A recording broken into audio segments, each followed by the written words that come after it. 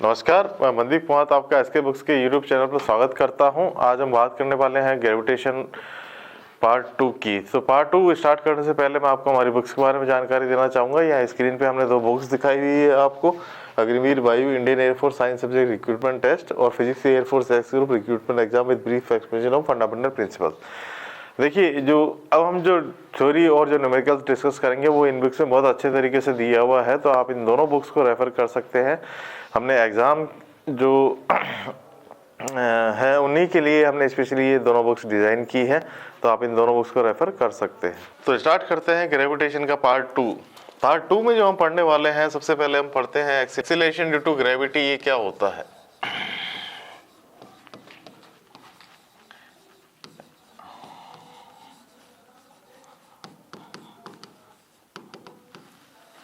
हम बात करते हैं अर्थ की। अर्थ पे मान लीजिए ये इसका रेडियस है r और अर्थ का मास है m, और यहाँ पे एक ऑब्जेक्ट रखा हुआ है, इसका मास है m। तो देखिए क्या होगा यहाँ से कि ये सेंटर है इसका, और ये जो मास जो अर्थ का है, जो अर्थ का मास है, ये इस ग्रेविटेशनल पुल से इसको नीचे की तरफ पुल करेगा। तो ये m जी नीचे की तरफ एक्ट करता है, हम सबको पता है। वो हम क्यों लेते हैं एम जी, इसका डेरिवेशन यहाँ पे है। तो देखिए ये मास एम है, ये स्मॉल एम मास है, तो इन दोनों के बीच में जो फोर्स लगेगा, ये फोर्स लगेगा यहाँ से G M M divided by R square. M mass हम यहाँ पे मानते हैं कि कंसंट्रेटेड है सेंटर पे, और ये एम मास जो है ये यहाँ पे डिस्टेंस पे है, आर डिस्टेंस पे। तो इन दोनों के बीच में जो फोर्स लगेगा ये लगेगा G M M divided by R square. अच्छा, मैं क्या कहता हूँ कि G M M divided by R square जो है ये बराबर है मास मल्टीप्लाइड बाई एक्सेलरेशन। तो ये एक्सेलरेशन निकल के आ जाता है मेरे पास G M divided by R square. तो हम यहाँ से कहते हैं कि एक्सेलरेशन ड्यू टू ग्रेविटी है। ये जो एक्सेलरेशन पर्टिकुलरली निकला है, ये एक्सेलरेशन है, एक्सेलरेशन ड्यू टू ग्रेविटी। जी की वैल्यू हम सबको पता है, मास ऑफ द अर्थ पता है, radius of the earth 6400 kilometre होती है, ये भी हमको पता है। तो जी हम कैलकुलेट कर सकते हैं, ये 9.8 मीटर पर सेकंड स्क्वायर आता है। कभी कभी इसको कैलकुलेशन इजी करने के लिए 10 मीटर पर सेकंड स्क्वायर ले लेते हैं। तो क्वेश्चन में वैसे दिया हुआ होगा कि जी कब 10 लेना है, बाकी इसकी एग्जैक्ट वैल्यू जो सरफेस ऑन अर्थ जो होती है वो 9.8 मीटर पर सेकंड स्क्वायर होती है। अब देखिए ये जो ए है, अभी मैंने यहाँ डायरेक्ट लिखा कि ये एम जी है, तो ये एक्सीलरेशन को हम क्या है स्पेशली जी की टर्म्स में लिखते हैं, एक्सीलरेशन ड्यू टू ग्रेविटी, इसलिए इसको एम जी लिखा जाता है। तो ये एम जी जो फोर्स लग रहा है नीचे की तरफ, वो basically G M by R square है। तो यहाँ से हमने एक्सीलरेशन ड्यू टू ग्रेविटी की बात की। अब हम बात करते हैं यहाँ पे कि acceleration at a particular depth, acceleration at depth from the surface of earth, देखिए हम क्या है कि इस तरीके से, जैसे मान लीजिए ये अर्थ है और इसका जो रेडियस है ये आर है, इसका जो मास है वो एम है, और हमने यहाँ से एक टनल डिग की, और हम टनल डिग करते करते यहाँ तक आ गए, और हमने ये डी डेप्थ पे आ गए, और यहाँ पे हमने एक बॉडी को छोड़ दिया। अब ये बॉडी पे कितना acceleration due to gravity act करेगा वो हमको देखना है कि यहाँ पे क्या एक्ट करता है। तो देखिए मैं क्या कर रहा हूँ कि ये पूरी अर्थ है जिसकी रेडियस आर है, मास एम है।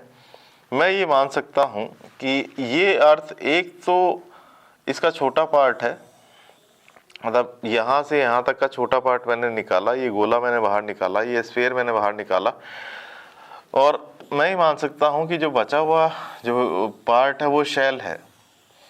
तो ये शेल किस तरीके से बचा, ये शेल इस तरीके से बच गया है, यहाँ पे ये शेल है। बॉडी कहाँ रखी हुई है? बॉडी रखी हुई है यहाँ पे, एम मास की बॉडी जो है वो यहाँ पे रखी हुई है।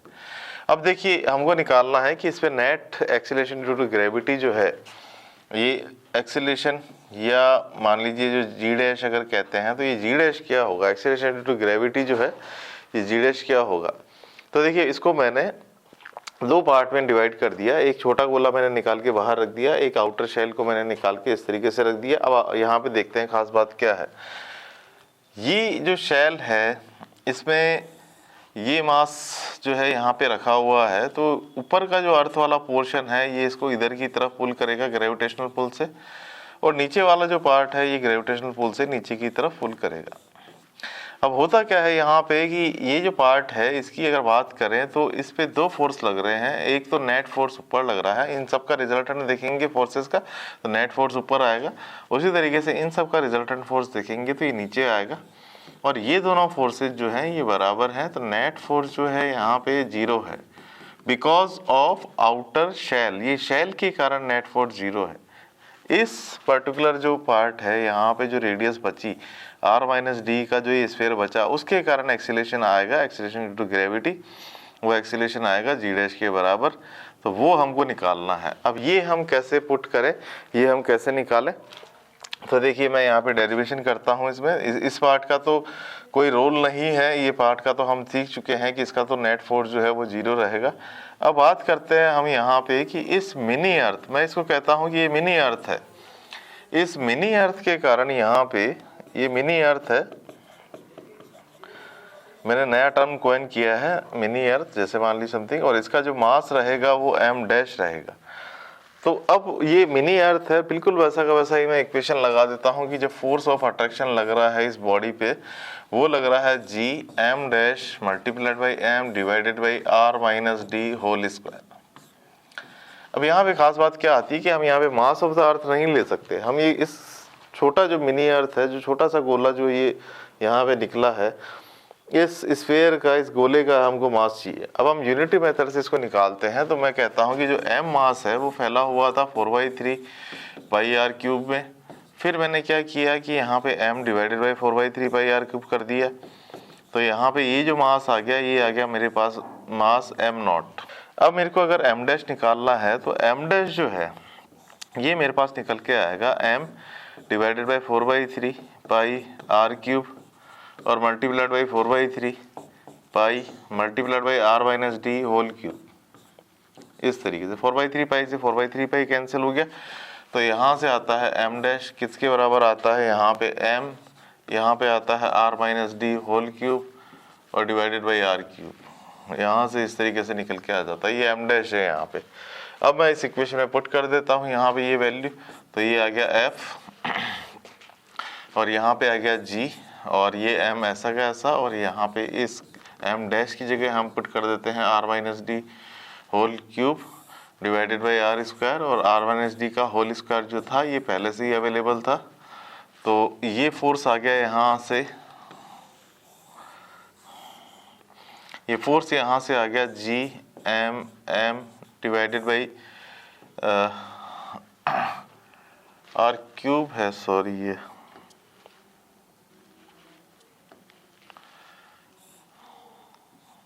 r क्यूब है ये, तो यहाँ से आ गया m, यहाँ पे आ गया r क्यूब, यहाँ पे आ गया r-d। तो देखिए अब इसको सॉल्व करते हैं हम यहाँ पे कि जो फोर्स है ये टोटल आ रहा है m divided by r cube multiplied by r-d। तो अब इसकी वैल्यू क्या होगी इसको देखते हैं।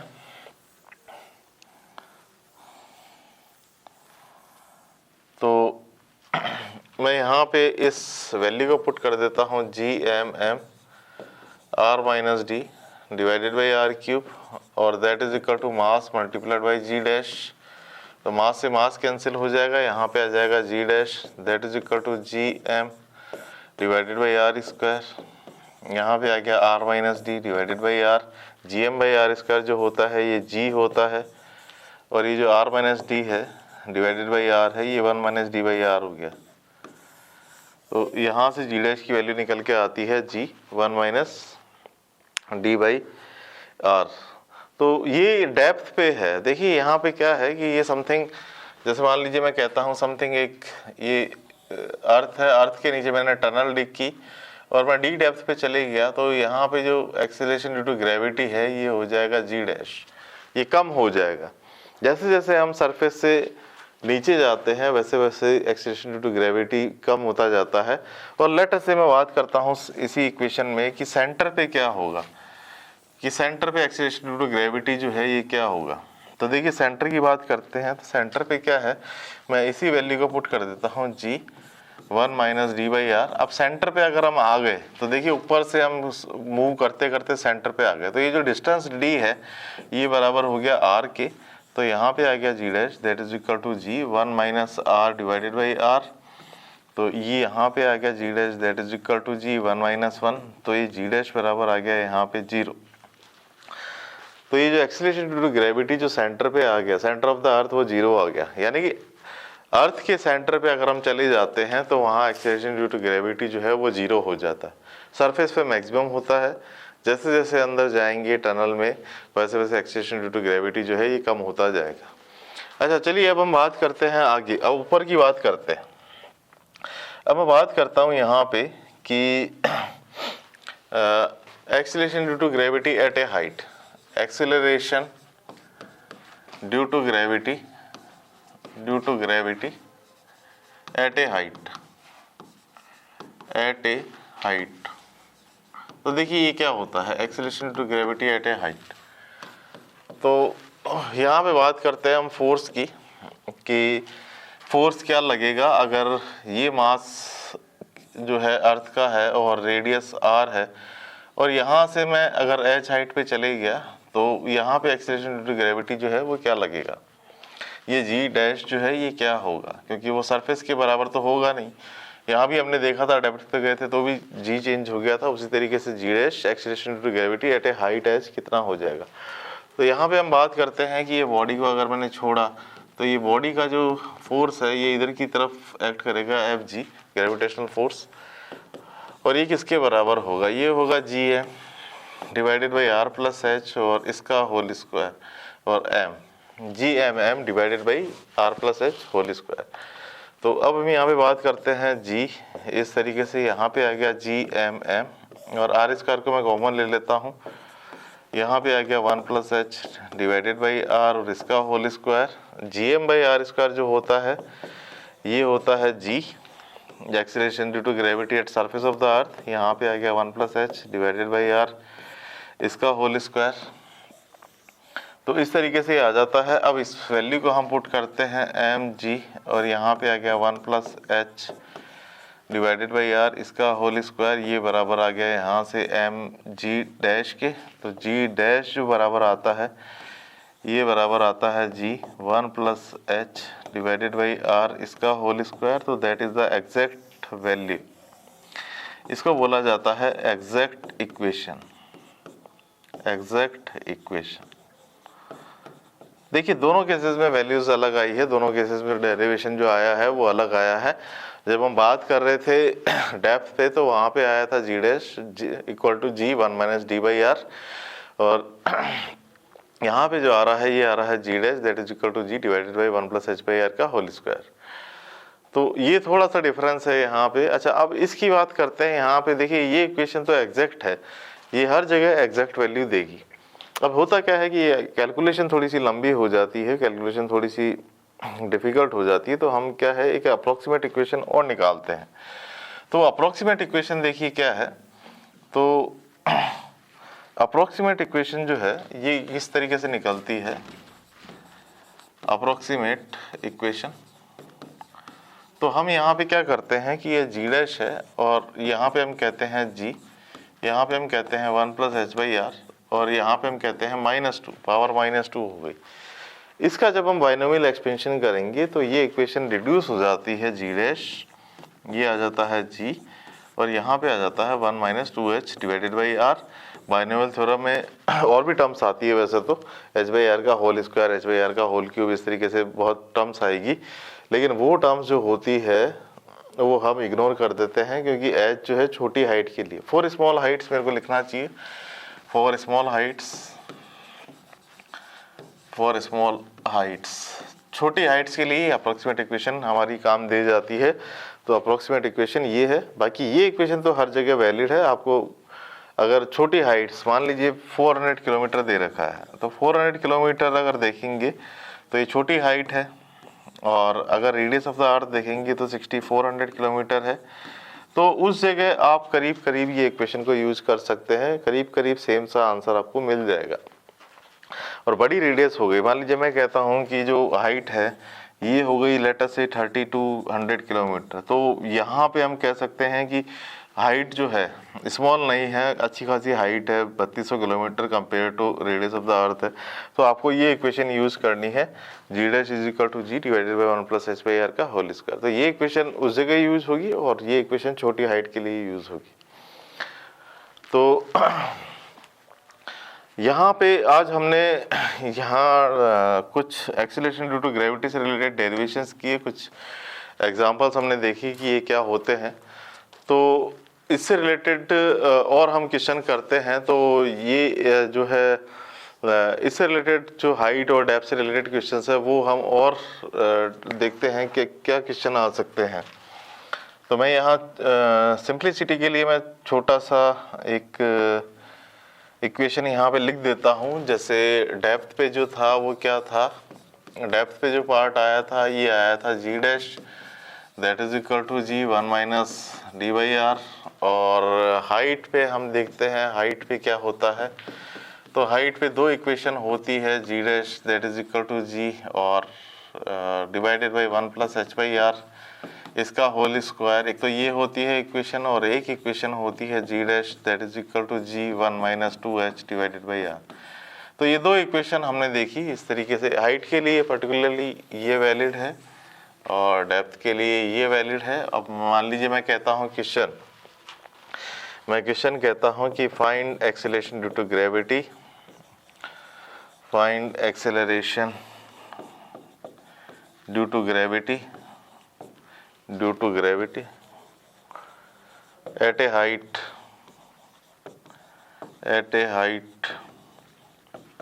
A 400 kilometer and B 3200 kilometer from the surface of earth,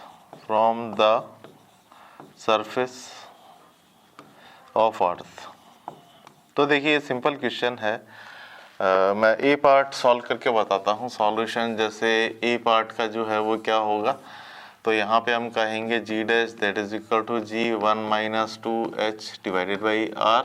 ये फर्स्ट इक्वेशन अप्रोक्सीमेट वैल्यू हम यूज कर सकते हैं 400-500 किलोमीटर तक। तो ये इस तरीके से हो गया। यहाँ पे हम पुट करते हैं G dash that is equal to G 1 minus 2 into 400 और डिवाइडेड बाई आर जो है दैट इज 6400। तो यहाँ पे आ गया G dash that is equal to G 1 minus 800 divided by 6400। तो यहाँ से आ जाता है G dash that is equal to G 1 minus 1/8। तो यहाँ से आ जाएगा 7g डिवाइडेड बाई 8। तो देखिए ये जी डैश की वैल्यू मैंने अप्रोक्सीमेट ले ली, बट जब मैं सेकंड बी पार्ट करूँगा तब मेरे को थोड़ा केयरफुल होना पड़ेगा, मेरे को एग्जैक्ट इक्वेशन लेनी पड़ेगी। मैं अप्रोक्सीमेट इक्वेशन के बेसिस पे नहीं कर सकता। तो मैं यहाँ पे बी पार्ट आपको सॉल्व करके बताता हूँ कि जो बी पार्ट है उसमें एक्सेलरेशन ड्यू टू ग्रेविटी जो है वो क्या होगा। तो यहाँ पे हम बी की बात करते हैं, सॉल्यूशन ऑफ बी। तो ये जी डैश है that is equal to G और यहाँ पे है 1 प्लस एच बाई आर और इसका होल स्क्वायर। तो यहाँ पे है G dash that is equal to G और हाइट जो है that is 3200 kilometre divided by 6400 kilometre और इसका होल स्क्वायर। तो यहाँ पे आ गया जी 1 प्लस 1/2 और इसका होल स्क्वायर। तो यहाँ पे आ गया G dash that is equal to 4 divided by 9g। तो ये वैल्यू हमको हमारे पास निकल के आती है 4g डिवाइडेड बाई 9। तो ये अप्रोक्सीमेट नहीं है, ये एग्जैक्ट वैल्यू है। तो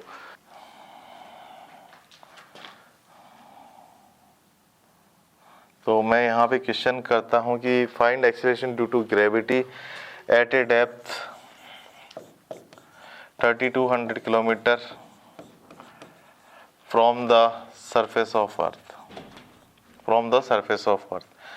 तो वही हम बात करते हैं यहाँ पे। अब डेप्थ की बात आ गई है तो डेप्थ की बात करते हैं। तो इसका सॉल्यूशन हम देखते हैं यहाँ पे क्या है। तो ये इस इक्वेशन का हम यूज़ करते हैं G dash that is equal to G 1 minus D. Depth जो है दैट इज़ 3200 किलोमीटर, ये जो है 6400 किलोमीटर है। तो यहाँ पे आ गया G dash that is equal to G 1 minus 1/2। तो यहाँ पे आ गया G dash that is equal to G divided by 2। तो बड़े सिंपल क्वेश्चन है, मतलब ग्रेविटेशन इतना हार्ड चैप्टर नहीं है जितना रोटेशनल मोशन और लॉज ऑफ मोशन था। ग्रेविटेशन थोड़ा सा इजी चैप्टर है, इसमें थोड़ा सा आपको जो है हल्की सी मेहनत करने पे आपको अच्छे मार्क्स मिल सकते हैं। तो आज जो हमने पार्ट 2 यहाँ पे देखा, उसमें हमने एक्सेलरेशन ड्यू टू ग्रेविटी की स्पेशली देखा कि उसका डेरिवेशन किस तरीके से होता है और ये क्वेश्चंस किस तरीके के इसमें पूछे जाते हैं। तो आज का पार्ट 2 ग्रेविटेशन का हम यहीं पे ख़त्म करते हैं। आशा करते हैं ये वीडियो आपको अच्छा लगा होगा। तो हमारे इस वीडियो को लाइक कीजिए, दोस्तों के साथ शेयर कीजिए, हमारे चैनल को सब्सक्राइब कीजिए और कमेंट बॉक्स में ज़रूर लिखिए हमारा वीडियो ये कैसा लगा आपको। धन्यवाद।